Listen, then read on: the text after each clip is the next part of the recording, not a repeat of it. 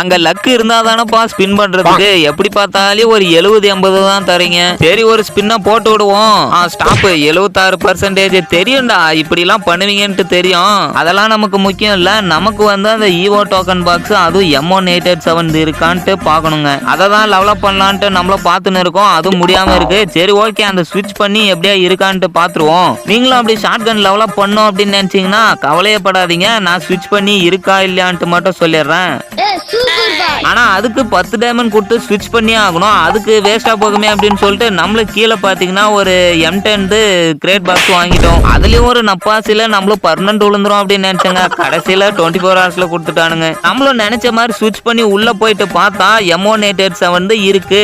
But என்ன கொடுமை அப்படின்ட்டு பாத்தீங்கன்னா நம்மளால டோக்கன் பாக்ஸா வாங்க முடியலங்க. ஏன்னா 8 டைமண்ட் தான் இருக்கு. சரி ஓகே, மறக்காம உங்களோட பர்சன்டேஜும் கமெண்ட்ல சொல்லிட்டு போங்க. சரி ஓகே, பாய்.